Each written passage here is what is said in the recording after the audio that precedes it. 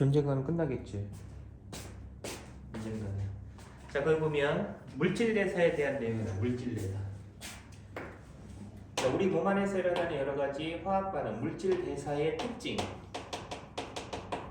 물질 대사는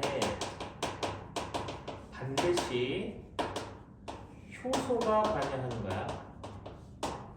두 번째, 반드시 에너지가 출입된다. 에너지가 출입하는 거야. 출입한다라는 거야. 출입한다. 그리고 세 번째 반응은 단계적으로 진행된다. 바로 이렇게 단계적으로 진행이 되는 그 이유가 바로 이 효소가 관여를 하기 때문이야. 그래서 헷갈리는 게 이런 거야. 이렇게 여기가 이제 이산화탄소하고 물, 그 여기는 포도당, 얘는 이산화탄소와 물로 이렇게 쪼개진 거지. 그럼 여기를 기준으로 이렇게 해서 가, 나. 가는 무슨 반응이야? 얘가 포도당이 된 거니까 이건 광합성이잖아. 나는 이거 분해가 됐으니까 세포호흡이야. 그럼 세포호흡은 어떻게 일어났어? 단계적으로 일어났어. 단계적. 광합성 어떻게 일어났어? 한 번에 일어났지.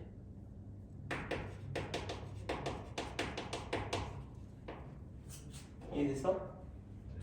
틀렸어. 광합성 물질대사라며. 물질대사 어떻게 일어난다고? 단계적이야.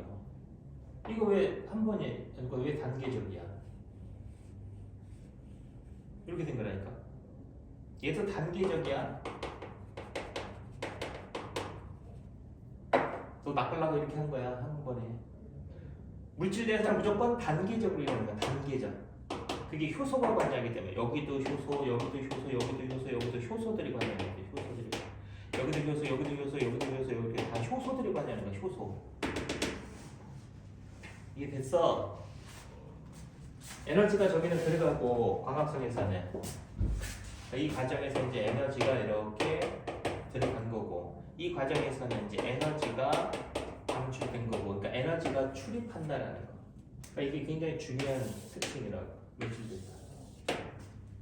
그래서 생명체 안에서 일어나는 화학 반응, 물질대사는 이렇게 반응이 효소에 의해서 단계적으로 일어나 에너지 출입이 반드시 동반된다. 이제 반드시라는 단어 때문에 의심하지 말고 반드시 효소가 관여하고 반드시 에너지의 출입 동반된다라고 하는 거 꼭 기억해 놓고. 그래서 거기에 동화, 이화 이렇게 구분을 한 거고. 그 다음에 밑에 내려가면 세포호흡이라고 하는 내용의 세포호흡. 이것도 전체적인 걸 알고 있어야 되는 거고. 자, 봐봐.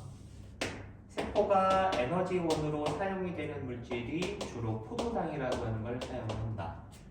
포도당 안에는 화학 에너지가 저장되어 있다. 이제 이거를 꺼냈을 거야. 산소를 이용해서 포도당을 분해하면 완전 분해가 되기 때문에 이렇게 이산화탄소와 물로 완전 분해되면서 이 안에 들어있었던 에너지가 다 빠져나온다. 그 빠져나오는 형태는 열 에너지 형태와 ATP라고 하는 이거 포도당 속에 들어있는 것처럼 화학결합 속에 들어있는 화학 에너지다. 그래서 이거를 가지고 주로 체온을 유지할 때 사용하고 이걸 또 한 번 분해할 때 나오는 에너지를 가지고 생명 활동에 사용하는데 여기서 얘기하는 생명 활동은 물질을 필요로 한 걸 만든다든가 물질을 다른 데로 이동을 시킨다든가 근육을 움직일 때 사용한다든가 등등등 이러한 생명 활동의 직접적인 에너지 공급원은 ATP로부터 공급받는다. 그러니까 ATP는 생명 활동의 직접적인 에너지 공급원으로서의 역할이 그게 ATP야. 그럼 ATP 안에 있는 이 화학 에너지 어디서 온 거야?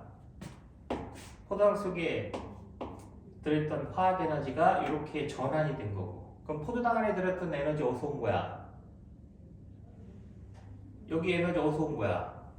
여기서 포도당에 들어있는 에너지는 요 빛에너지로부터 온 거지. 그러니까 식물이 이산화탄소와 물을 가지고 태양으로부터 오는 빛에너지를 흡수해서 포도당 속에 화학 에너지 형태로 바꿔서 저장해 준 거야. 이게 바로 광합성이라고 하는 거야. 그러면 이것을 우리는 음식을 통해서 섭취해서 소화기를 거쳐서 순환기를 거쳐서 이렇게 공급을 받아서 사용을 했던 거지. 그러면 생명활동의 직접적인 공급원은 ATP고 그 안에 들어있었던 에너지는 결국은 포도당 전에 빛에너지로부터 왔다라는 거지. 그러니까 빛에너지는 생명활동에 사용하는 에너지의 근원이 된다는 거야. 그 에너지의 근원은 빛에너지고 직접적인 에너지 공급원은 ATP다라고 하는 거 구분해야 돼. 어차피 형태만 바뀌는 거야. 빛에너지가 화학에너지로 바뀌고 화학에너지가 열에너지와 ATP 화학에너지로 바꾸고 다시 한번 ATP를 분해할 때 나오는 에너지를 갖다가 쓴다. 산소는 포도당을 만드는 광합성 과정에서 부산물로, 그래서 얘는 호흡계라고 하는 것을 통해서 순환계를 통해서 이렇게 공급을 받고, 이산화탄소 노폐물은 순환계를 통해서 호흡계를 통해서 몸 밖으로 빠져나가고, 물도 이산화탄소 따라서 일부가 빠져나가고, 근데 대부분은 순환계를 통해서 어디로 간다? 배설계로 간다라는 거예요. 그래서 배설계에서 대부분 물이 우리 몸에서 빠져나간다. 그러니까 여기서 조심해야 되는 게 이런 거야. 소화계에는 항문이 여기 포함이 되는 거고, 그 다음에 간도 소화계에 포함을 꼭 기억해놔. 그 다음에 배설계는 콩팥, 이게 바로 배설계다. 소화되지 않은 음식물 찌꺼기는 배설계를 통해서 나간다. OX. 소화되지 않은 음식물이 어떻게 콩팥으로 나가니?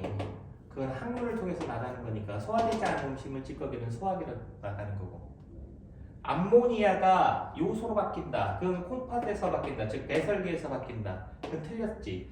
간에서 바뀌는 거잖아.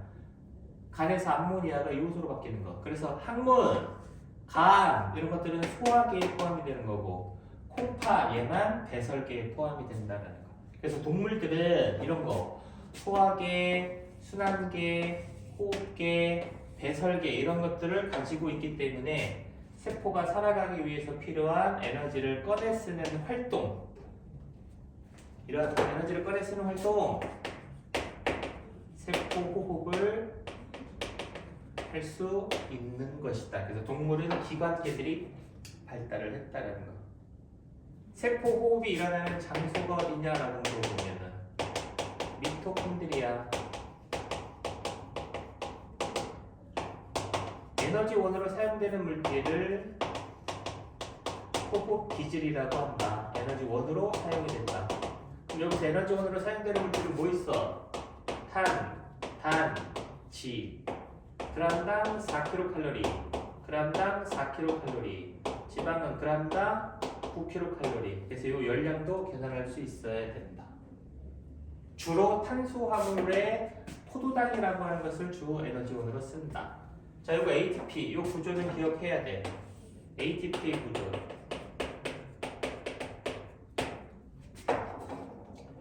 이렇게 5탄당 하나, 둘, 셋, 넷, 5개. 여기에 OH 리보스라고 하는 5탄당에 그 핵산을 만드는 것 중에 아데닌이라는 염기. 그래서 얘랑 리보스랑 붙어. 그럼 이것을 아데노신이라고 했고, 아데노신의 인산이 이렇게 하나, ANP, 아데노신 1인산 하나 또 붙어, 아데노신 2인산 하나 또 붙어, 아데노신 3인산. 그래서 이렇게 ATP를 만들 때 여기 인산은 음전하를 띠고 있기 때문에 잘 못 붙는다. 그래서 첫 번째가 여기 붙을 때는 적은 에너지로 붙지만 두 번째가 첫 번째 붙을 때, 세 번째가 두 번째 붙을 때는 힘들어. 그래서 여기와 여기에는 여기 첫 번째 인산이 붙은 때보다 더 많은 에너지를 이렇게 집어넣어서 요 두 개의 결합을 고에너지 인산 결합이라고 하는 거예요. 이거 위치 기억해야 돼. 고에너지 인산 결합은 두 번째 인산, 세 번째 인산이 붙을 때 여기하고 여기만 고에너지. 그래서 이거를 이렇게 하나 끼는 거지. 인산을 하나를 떨어뜨리면 그 안에 들어있었던 에너지가 빠져나오니까 결국은 그 에너지를 가지고 이렇게 생명활동에 사용을 하게 된다. ATP 1ATP당 이 정도 7.3kcal 단위는 몰인데 그냥 필요 없고 1ATP당 7.3 정도의 에너지를 꺼내 쓰게 된다. 이게 몇 개가 만들어지냐면 32개가 만들어진다. 뭘 기억해야 되니? 포도당이 완전 분해 과정에서 방출된 이 에너지 모두 들어가는 게 아니다. 약 34% 정도? 34% 정도만 ATP로 들어가는 거고 나머지 66% 정도는 열에너지로 바뀐다. 그러니까 모두 다 ATP에 저장이 된다라는 표현은 틀린 표현이 되는 거야.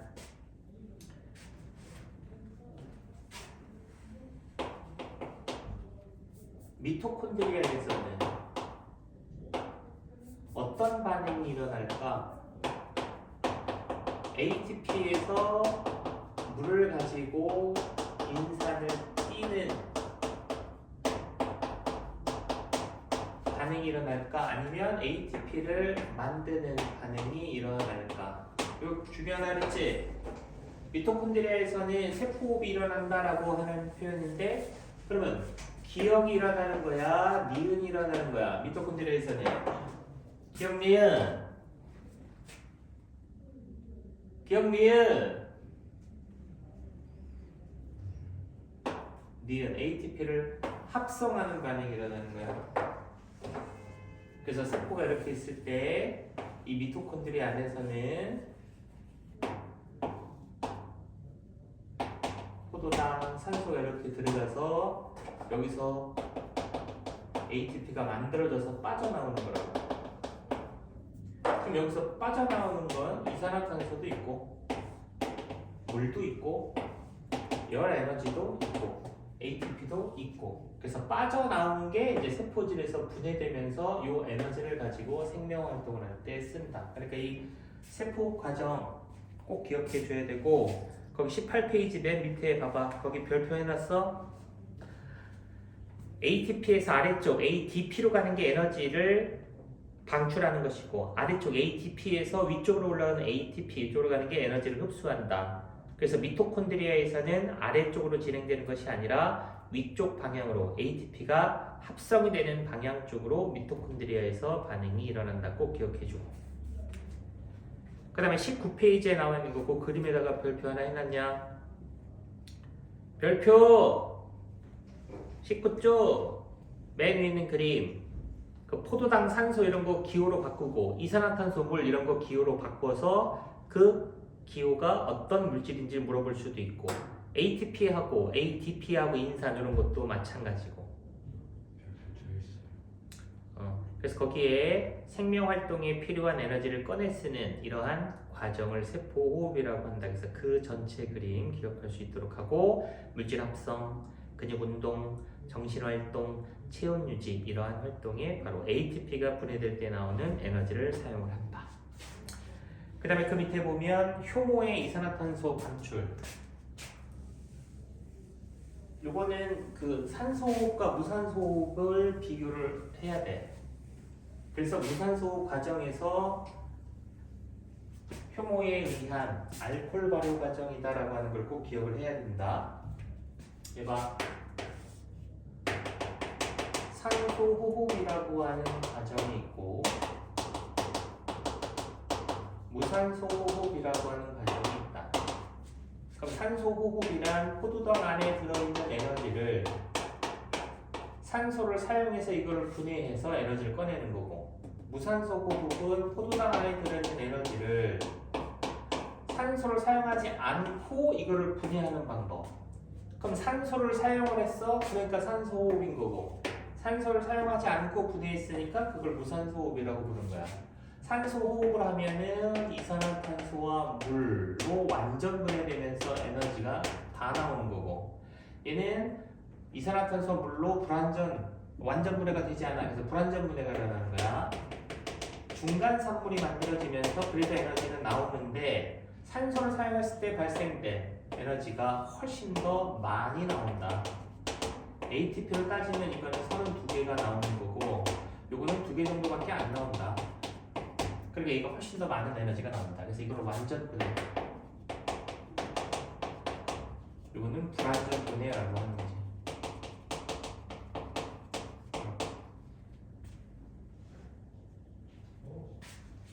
중간 산물에는 미처 빠져나오지 못한 에너지가 존재하고 있다라는 거. 중간 산물에는 젖산 이런 것도 있고 알코올 이런 것도 있다.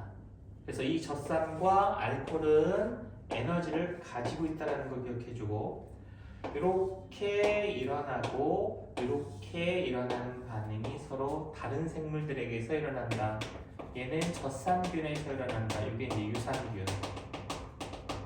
이거는 효모에게서 일어난다. 그리고 알코올이 만들어지는 이 과정에서만 이산화탄소가 함께 생긴다. 이거 기억하고,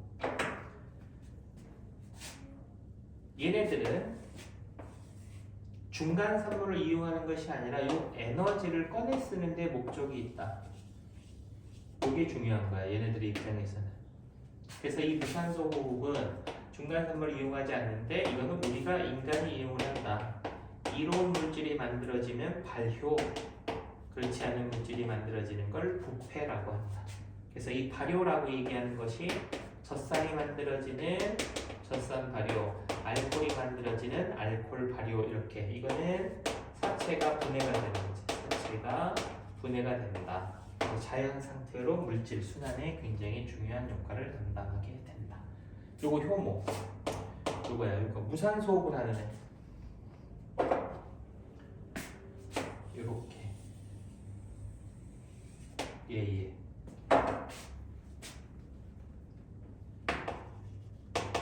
효모는 산소가 존재하고 아니면 산소가 존재하지 않을 때 살아가는 방식이 다르다. 산소가 존재하면 얘는 산소 호흡을 하면서 산다. 산소가 존재하지 않으면 무산소 호흡으로, 즉 알코올 발효를 한다. 그럼 알코올 발효에서는 뭐가 생긴다 그랬어? 이산화탄소가 생긴다라고 표현했기 때문에 이 효모를 활용한 실험이 거기 밑에 나와 있는, 거기 봐봐, 제목이 뭐야? 효모의 이산화탄소 방출량 비교하기. 그 시험관을 발효관이라고 부르는 거야. 발효관 이렇게 생긴 거.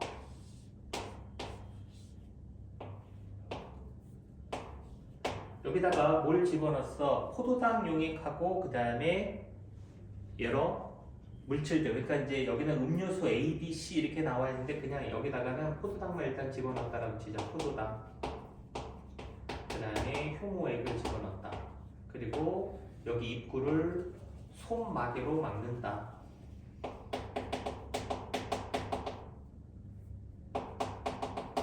그리고 한동안 놔둬.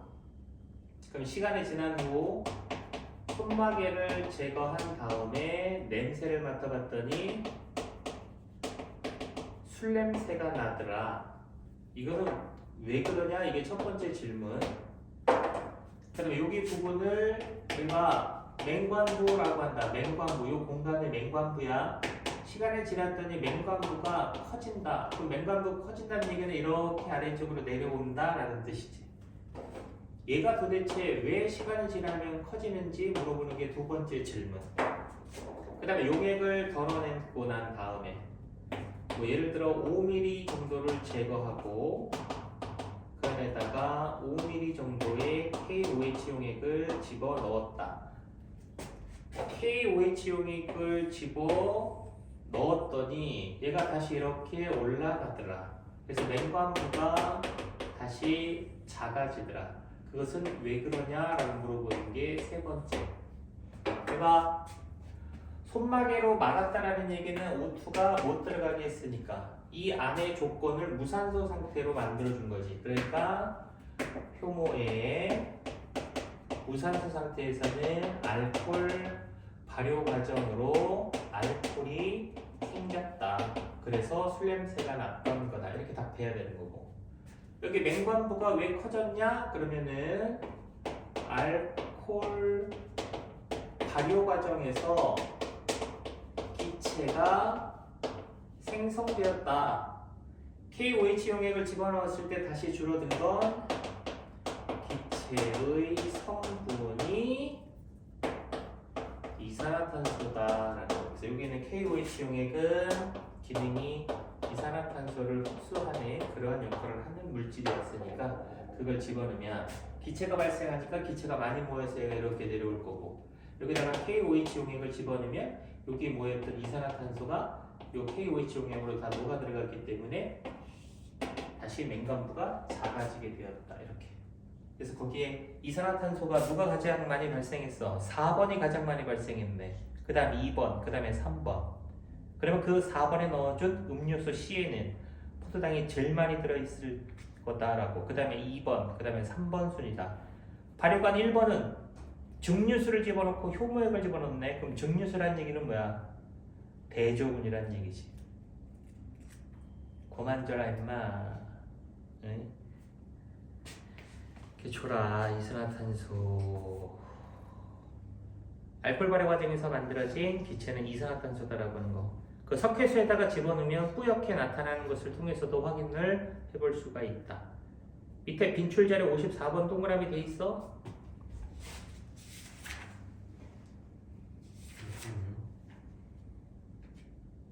밑에 54번 23쪽에 69번 그 다음에 70번 그 다음에 72번 이런 것들이 아주 잘 나오는. 그 다음에 넘기면 25페이지에 77번 79번 이런 형태의 문제. 그러니까 이 발효관 실험 이것도 아주 잘 나와. 그러면 이제 통합적 조절은 좀만 쉬었다가